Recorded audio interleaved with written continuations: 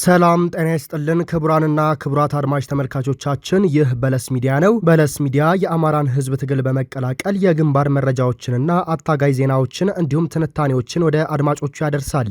ቻናሉን ሰብስክራይብ በማድረግ ቤተሰብ እንድትሆኑ እየጋበዝን ለዛሬ ወዳዘጋጀነው የግንባር መረጃዎች እንሄዳለን። እስከ መጨረሻው አብራችሁን ቆዩ። ከለሚ ወደ ጀማ በሁለት ተሽከርካሪ ተሳፍረው በመጓዝ ላይ በነበሩ የጸረ አማራው ብልጽግና ቡድን ወታደሮች ላይ የአርፒጂ ጥቃት መፈጸሙ ተነገረ። በዚህም በተሽከርካሪዎቹ ላይ ከነበሩት መካከል በርካቶቹ ሲገደሉ በርካቶቹም ቆስለዋል። በጥቃቱ ከተረፉት ጋር ከባድ የሆነ የጨበጣ ውጊያ እንደተካሄደ ታውቋል። ዛሬ ጥቅምት 3 ቀን 2018 ዓ.ም ማርፈጃውን በደቡብ አማራ ሸዋ ቀጠና በሁለት ተሽከርካሪ ተሳፍረው ከለሚ ወደ ጀማ በመጓዝ ላይ የነበሩ የጸረ አማራው ብልጽግና ቡድን ወታደሮች ልዩ ስሙ ጃሉታ ተብሎ ከሚጠራው አካባቢ ሲደርሱ ከባድ የሆነ የአርፒጂ ጥቃት እንደተፈጸመባቸው ታውቋል። ጸረ ተሽከርካሪ አርፒጂ መሳሪያና ቦምብ በመጠቀም ጥቃቱን የፈጸሙት የአፋባሃ ደቡብ አማራ ቀጠና የአጼ ዘርዓ ያዕቆብ አንደኛ ኮር ቃኞች መሆናቸውን በለስ ሚዲያ ከእዙ ያገኘው መረጃ ያመለክታል።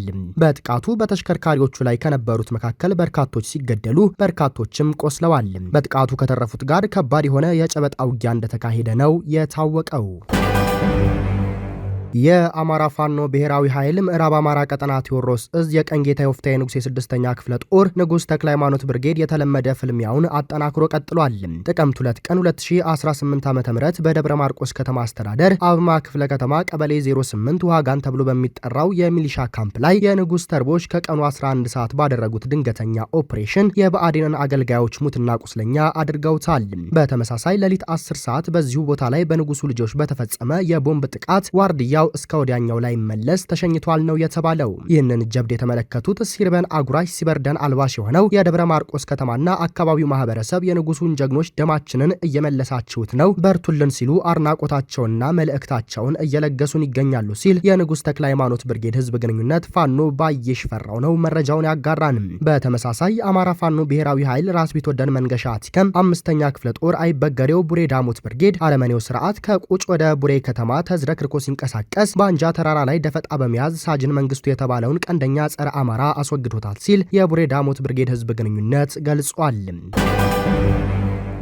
በንጹሃን ላይ የድሮን ጥቃት መድረሱ ታወቀ። ፋሽስቱ ኃይል አዴት አቅራቢያ በምትገኘው ረቡ ገበያ ተብላ በምትጠራ ቦታ ድሮን የጣለ ሲሆን 5 ንጹሃን አርሶ አደሮች መገደላቸው ታውቋል። ምንጮች ከቦታው እንዳረጋገጡት ከሆነ ከቀኑ 6 ሰዓት አካባቢ ዛሬ ጥቅምት 3 ቀን 2018 ዓ.ም በይልማና ዴንሳ ወረዳ አዴት አቅራቢያ ልዩ ስሟ ረቡ ገበያ በተባለች ቦታ ድሮን የጣለ ሲሆን 5 አርሶ አደሮች በአሰቃቂ ሁኔታ የተገደሉ ሲሆን ሴቶችና ህጻናት እንዲሁም የቀንድ ከብቶችም የጥቃቱ ሰለባ መሆናቸውን የአይን እማኞች ገልጿል ነው የተባለው። ይህንን ተከትሎም ጥብቅ የጥንቃቄ መልእክት ከአፋባሃ ቴዎድሮስ እዝ አንደኛ ክፍለ ጦር ኮሎኔል ታደሰ ሙሉነ ብርጌድ ተላልፏል።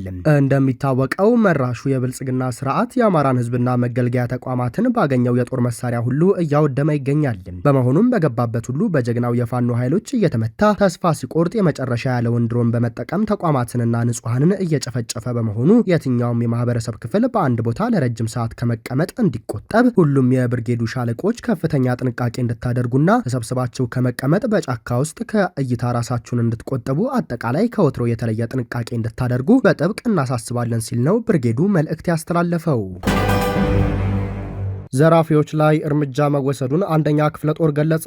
ጥቅምት 2 ቀን 2018 ዓ.ም ከምሽቱ 2 ሰዓት ላይ በመሸንቲ መስመር ልዩ ቦታው መቶ ካብ ተብሎ የሚጠራው ቦታ በፋኖ ስም የተለያዩ ዝርፊያዎችን ሲፈጽሙ የነበሩ የአረመኔው ስርዓትና አሽከር ተባባሪ የሆኑ አካላት ላይ የጣናው መብረቅ ብርጌድ ቃኝና መሐንዲስ ባደረጉት የተጠና ልዩ ኦፕሬሽን ደረጀ ሙላ የተባለ ሚሊሻ እስከ ወዲያኛው የተሸኘ ሲሆን በዚህ ቀጠና ላይ ያለውን የሚፈጽሙት ወንጀሎች በመከታተል ቀጣይነት ያለውን እርምጃ ለመውሰድ ብርጌዱ በትኩረት እየሰራ ሲሆን ህዝቡም ማንኛውንም ጥቆማ ለብርጌዱ በመስጠት እንድትተባበሩን በማለት ጥሪ አስተላልፈዋል ያለው ፋኖ ሀብታሙ የሱፍ የአፋባሃ ምዕራብ አማራ ቀጠና ቴዎድሮስ እዝ አንደኛ ክፍለ ጦር ህዝብ ግንኙነት ነው። በሌላ ዜና የ5 ግለሰቦች ሞተር ሳይክሎች በጠላት መቃጠላቸው ተነገረ። ጥቅምት 2 ቀን 2018 ዓ.ም በየቦታው ሽንፈትን እስከ አፍንጫው የተከናነበው የብርሃኑ ጁላ ሰራዊትና ሆዳም የአማራ አድማ ብተናና ሚሊሻ ዛሬ የአፋባሃ ቴዎድሮስ እዝ አንደኛ ክፍለ ጦር ኮሎኔል ታደሰ ሙሉነ ብርጌድ ቀጠና በሆነችው የሪም ከተማ ነዋሪዎችንና በርካታ ወጣቶችን በማሰር በመደብደብ አካላዊ ጉዳት ማድረሱ ታውቋል። የአማራ የሆነን ሀብትና ንብረት በሁሉም ቦታዎች ላይ በመዝረፍና በማውደም ያለ እረፍት እንቅልፍ አጥቶ እየሰራ ያለው ተላላኪ ሰራዊት ዛሬ በሜጫ ወረዳ ሪም ቀበሌ ላይ የ5 ግለሰቦችን ሞተር አውጥቶ ሜዳ ላይ አቃጥሏቸው ሄዷል። ይህ የመጨረሻው የሽንፈት ምልክት መሆኑንም በተግባር አሳይቷል። ስለዚህ መላው የአማራ ህዝብ ጠላት ባለበት ቦታ ሁሉ ያለውን ትጥቅና ስንቅ በመያዝ ለመጨረሻ ጊዜ ለማይቀረው ግዳጅ ህዝባችን ራሱን እንዲያዘጋጅ በማለት ብርጌዱ ጥሪ አስተላልፏል። የአማራ ፋኖ ብሔራዊ ኃይል ደቡብ አማራ ቀጠና አሳምነው እዝ ከሰሞኑ ነጻ በወጣቸው ግሸ ራቤል ወረዳ ከሚኖሩ የመንግስት ሰራተኞች ጋር በታሪካዊቷ ራቤል ከተማ ውይይት አካሄደ። የአፋባሃ ደቡብ አማራ ቀጠና አሳምነው እዝ በታሪካዊቷ ራቤል ከተማ ያሉ የአገልግሎት ሰጪ ተቋማት መደበኛ ስራቸውን እንዲቀጥሉ የሚያስችል ውይይት ከመንግስት ሰራተኞች ጋር አካሂዷል። የመወያያ የመነሻ ሀሳብ ያቀረቡት የአፋባሃ ደቡብ አማራ ቀጠና አሳምነው እዝ የድርጅት ጉዳይ ኃላፊ አርበኛ አሸናፊ ምንዳ አገልግሎት ሰጪ ተቋማት ክፍት ሆነው ለህዝባቸው አገልግሎት እንዲሰጡ የተሰደዱ የብልጽግና የፖሊስና የሚሊሻ አባላት ከነቤተሰቦቻቸው ተመልሰው የበደሉትን ህዝብ ይቅርታ ጠይቀው ህይወታቸውን እንዲመሩና የህዝብ ተቋማት ንብረቶች ለግለሰቦች ጥቅም ሳይውሉ በስርዓት ተቆጥረው ለህዝብ አገልግሎት እንዲሰጡ ለማስቻል ነው መድረኩ የተዘጋጀው ብለዋል። በተጨማሪም የድርጅት ጉዳይ ኃላፊ አርበኛ አሸናፊ ምንዳ አውቀውም ሆነ ሳያውቁ ከአማራ ህዝብ ጨፍጫፊ የብልጽግና ስርዓት ጎን ተሰልፈው የነበሩ የብልጽግና አመራሮች፣ ፖሊስና የሚሊሻ አባላት በቀጥታ ከፋኖ አመራሮች ጋር ተነጋግረው ወይም ሃይማኖት አባቶችና በሀገር ሽማግሌዎች በኩል በቀጣይ ከእንደዚህ አይነቱ የጥፋት ቡድን ጋር ደግመው ላይሰሩ ቃል ገብተው ከመጡ ፋኖ ባለፈው መጥፎ ተግባራቸው እንደማይጠይቃቸው አቋም እንደተያዘ ማረጋገጫ ሰጥቷል። በውይይቱ የተሳተፉት የመንግስት ሰራተኞች የፋኖን ተቋማዊ ለውጥ እንደ ተአምር በመግለጽ አማራን ላለማፈናቀል የአማራ ፋኖ ብሔራዊ ኃይል ደቡብ አማራ ቀጠና አሳምነው እዚህ የወሰደው የበሰለ አካሄድ የአማራን አንድነት የሚያመጣ ተግባር ነው ሲሉ አስተያየታቸውን ሰጥተዋል።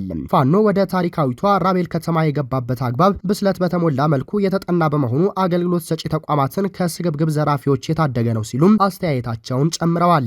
በተጨማሪም እነዚህ የመንግስት ሰራተኞች በቀጣይ ቢስተካከሉና በአንክሮ ቢታዩ ያላቸውን ጥያቄዎችና አስተያየቶች አቅርበዋል።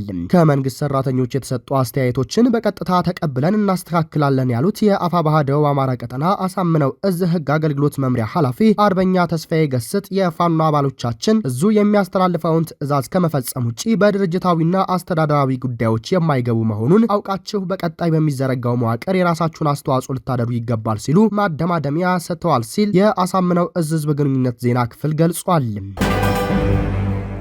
በቤሻንጉል ጉሙዝ በርበር ከተማ በ3 ወር ልዩነት ሁለተኛ የመንግስት ቢሮ በታጣቂዎች ተቃጠለ።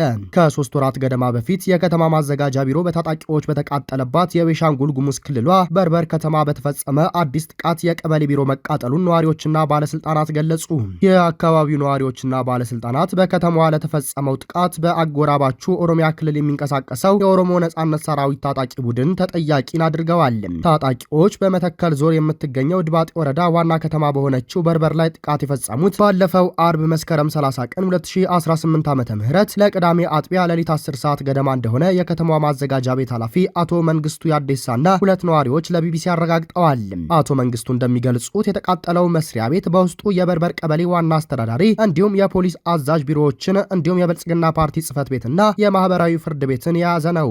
በግቢ ውስጥ የተያዙ 6 ቤቶች እንደሚገኙ የሚገልጹት የማዘጋጃ ቤት ኃላፊው በቅዳሜ አጥቢያው እሳት ጉዳት የደረሰበት የቀበሌ ዋና አስተዳዳሪ ቢሮ መሆኑን ገልጸዋል። እሳቱን የተመለከቱት ነዋሪዎች ደርሰው ሌሎች ቢሮዎች ማትረፋቸውን ኃላፊውና ነዋሪዎች ገልጸዋል። ወደ 40 ዓመት አገልግሎት የሰጠ ቢሮ ነው። በዚያ ውስጥ ያለው ንብረት ዶሴ፣ ብዙ ወንበሮች፣ ብዙ ሼልፎች ነበሩ። ያ ሁሉ ወድሟል የሚሉት አቶ መንግስቱ የደረሰው ጉዳት ቢሮውን ከአገልግሎት ውጭ የሚያደርግ መሆኑን አስረድተዋል። በቃጠሎ በቀበሌው ወሳኝ ኩነት መዛግብት ጭምር መውደማቸውን አክለዋል። በአካባቢው የፌዴራል ፖሊስ አባላት ካምፕ የነበረ ቢሆንም የጸጥታ ኃይሎች ከጥቃቱ በፊት መድረስ አለመቻላቸው ኃላፊውና ነዋሪዎች ተናግረዋል። አቶ መንግስቱ የጸጥታ ኃይሎች ጥቃቱ ከተከሰተ በኋላ ተደራጅተው ወደ ጫካ ሸሽተው ሄደዋል ብለዋል። ቢቢሲ ያነጋገራቸው አንድ የአካባቢው ነዋሪ ደግሞ ጥቃቱ የተፈጸመው በሌሊት በመሆኑ የፌዴራል ፖሊስና የሚሊሻ አባላት አለመውጣታቸውን ተናግረዋል።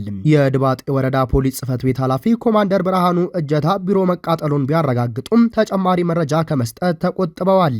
የከተማዋ ማዘጋጃ ቤት ኃላፊ አቶ መንግስቱና አንድ ነዋሪ ለደረሰው ጥቃት ሸኔ ሲሉ የሚጠሯቸውን የኦሮሞ ነጻነት ሰራዊት አባላት ተጠያቂ አድርገዋል። የበርበር ከተማ የኦሮሞ ነጻነት ሰራዊት ታጣቂዎች ይህ አይነቱ ጥቃት ሲደርስባት ይህ የመጀመሪያው አይደለም። ታጣቂዎች ባለፈው ዓመት ሰኔ ላይ ባደረሱት ጥቃት 11 ቢሮዎችን የያዘው የከተማዋ ማዘጋጃ ቤት ከባድ ቃጠሎ እንደደረሰበት አቶ መንግስቱ ገልጸዋል። በዚህም የተነሳ እርሳቸው የሚመሩት መስሪያ ቤት አገልግሎት አቋርጦ መቆየቱና መስከረም ላይ የግለሰብ ቤት በመከራየት በከፊል ስራ መጀመሩን ገልጸዋል። ማዘጋጃ ቤቱ ከተቃጠለ ከቀናት በኋላ በከተማዋ በተፈጸመ ሌላ ጥቃት ደግሞ ብድርና ቁጠባ ተቋም፣ የግለሰብ ሞባይል ቤትና ሱቆች እንደተዘረፉ እንዲሁም ሰዎች እንደተገደሉ የድባጤ ወረዳ አስተዳደር አስታውቆ ነበር። የወረዳ አስተዳደሩ በወቅቱ ለደረሰው ጥቃት ተጠያቂ ያደረገው ሸኔ ሲል የጠራውን ታጣቂ ቡድንን ነበር። ክቡራንና ክቡራት አድማጭ ተመልካቾቻችን ለሰዓቱ የነበረን የዜናና የመረጃ ስርጭታችን ይህንን ይመስል ነበር። ሰናይ ጊዜ ተመኘን።